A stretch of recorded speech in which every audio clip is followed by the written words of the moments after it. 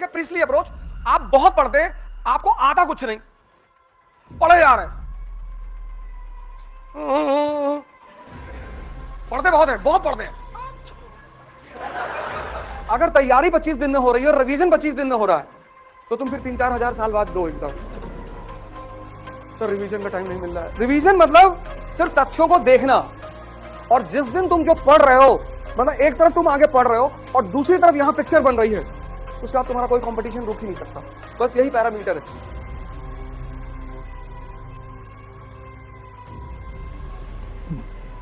जय हिंद फ्रेंड्स।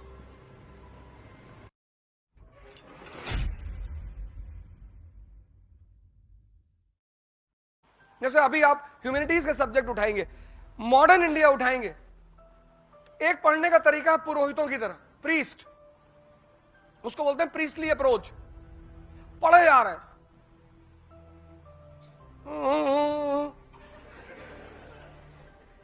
पढ़े जा रहे हैं, एक दिन में 70 पेज, 80, 150, 300 मर गए।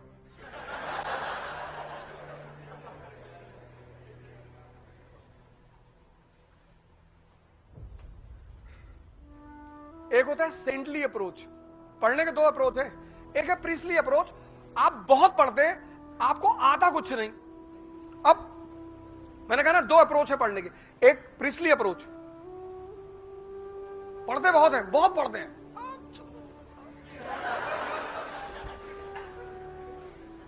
पता कुछ नहीं। प्रीस्टली अप्रोच में आदमी मेहनत करता हुआ बहुत दिखाई पड़ता है, उसको अचीव कुछ नहीं होता। सेंटली अप्रोच में वो हो सकता है मेहनत कम करे, उसकी अचीवमेंट ज्यादा होती है। ये सेंटली अप्रोच है क्या? आपने मॉडर्न इंडिया पढ़ी, तो मॉडर्न इंडिया एक वर्ड है ना, दो वर्ड का कॉम्बिनेशन है, एक मॉडर्न एक इंडिया। तो जब आप मॉडर्न इंडिया पढ़ रहे हैं तो आपको कुछ तो ऐसा पता चलेगा कि आप कहें कि it is different from ancient and medieval, है ना। मॉडर्न इंडिया मतलब क्या? यू कंप्लीटेड मॉडर्न इंडिया, तो when you completed modern India there should be certain things which should be very much clear to you. क्योंकि अगर तुम ये समझते हो, अगर तुम समझते हो तो तुम इंप्लीमेंट कर ले जाओगे। Study to for what? Study to learn, why? To implement. किताबें जरूर पढ़ो। आईएएस बनना है तो न्यूज़पेपर और किताब पढ़ने की आदत डालो। यूट्यूब के लेक्चर्स बहुत कम सुनो, मैंने कहा नहीं सुनो, बड़े अच्छे अच्छे लेक्चर्स पढ़े हुए हैं, बड़े अच्छे अच्छे टीचरों के पढ़े हुए हैं, तो सुनो, लेकिन किताबों को पढ़ने की आदत डालो। Because when you read the book you have to connect the lines and create the story. तो तुम्हारा दिमाग जिंदा होगा। जब तुम किताब पढ़ोगे ना तो तुम्हें सोचना पड़ेगा। तुम सीरीज देखते हो तुमको मजा आता है क्योंकि तुमको उसमें सोचना नहीं पड़ता, कहानी अपने आप सामने खुलती चली आती है। इसीलिए गांव के लोग आज भी सिनेमा को देखना बहुत बुरा मानते हैं।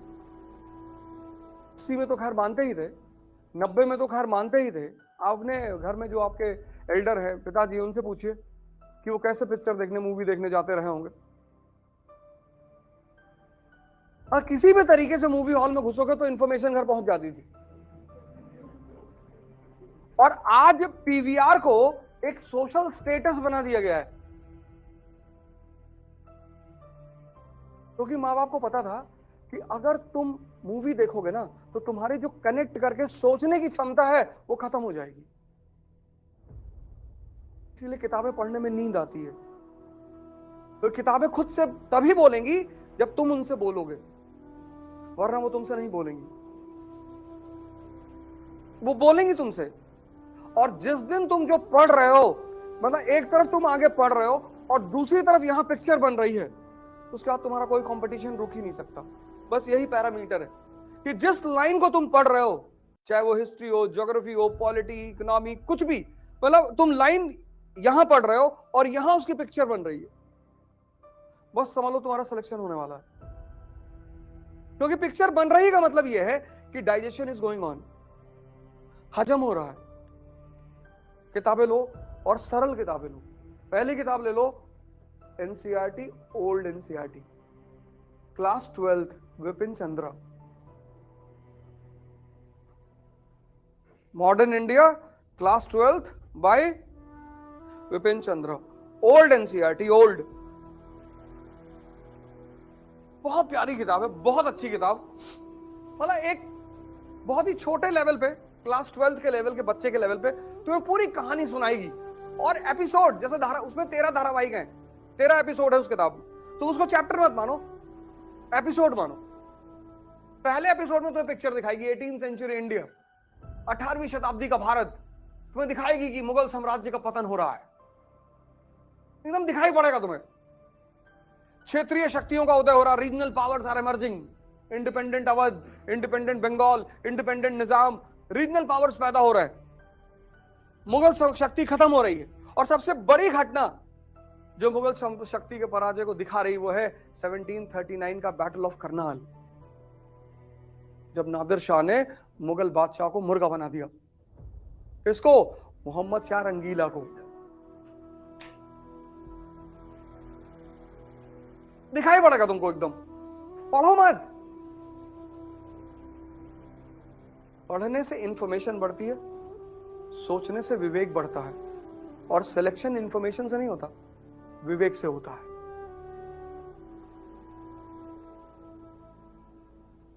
आज के दौर में लोगों के पास इंफॉर्मेशन बहुत है पर सोचा ही नहीं,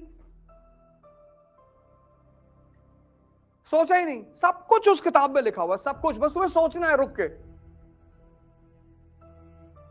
इसीलिए भारत के आध्यात्मिक इतिहास में कुछ पक्षियों का, कुछ फूलों का बड़ा महत्व है। जैसे भारत के आध्यात्मिक इतिहास में तोते का बड़ा महत्व है। पता है क्यों? क्योंकि तोता रामायण याद कर सकता है, समझ नहीं सकता, और बिना समझे कोई अरहत नहीं होगा।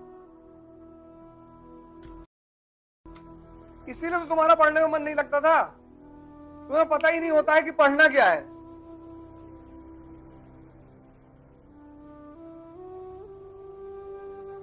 किताब पे किताब खरीदते, हर जिससे मिलते हो उससे कहते हो भैया कौन सी किताब खरीद। और कबीर बहुत पहले कहे गए थे कि पोथी पढ़ पढ़ जग मुआ आईएस भयानक होए।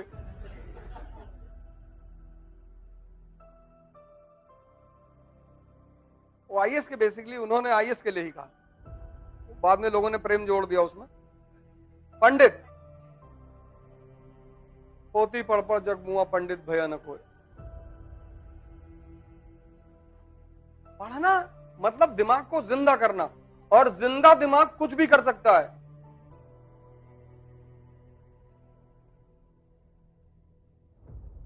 पढ़ना मतलब दिमाग को जिंदा करना, और जिंदा दिमाग कुछ भी कर सकता है।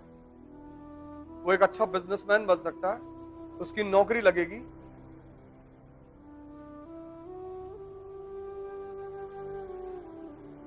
ये बात आज से पहले कभी सोची थी? और क्लास खत्म होने के बाद सिर्फ आपके नोट्स, मतलब once the class is over you should be completely prepared कि आप दोबारा इन किताबों को नहीं पढ़ना है, तैयारी के लिए नहीं पढ़ना है, पढ़ने के लिए पढ़ लेना है। जैसे एक बार तुम्हें पूरी कहानी समझ में आ गई, जब तक नहीं समझ में आएगी तभी तो किताब हैवी है ना। एक बार समझ में आ गई, पहली बार पढ़ोगे 25 दिन लगेगा, लेकिन पहली बार जब खत्म कर लिया, क्लास में हर चीज समझ ली, तो 5 दिन में खत्म होगी। उसको बोलते हैं रिवीजन। अगर तैयारी 25 दिन में हो रही है और रिवीजन 25 दिन में हो रहा है, तो तुम फिर 3-4 हजार साल बाद दो एग्जाम।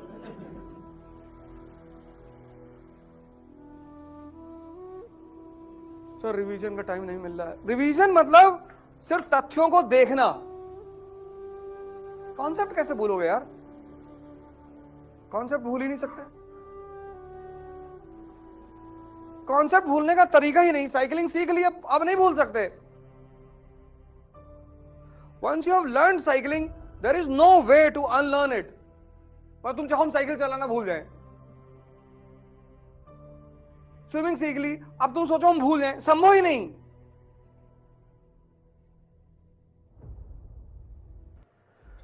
जय हिंद।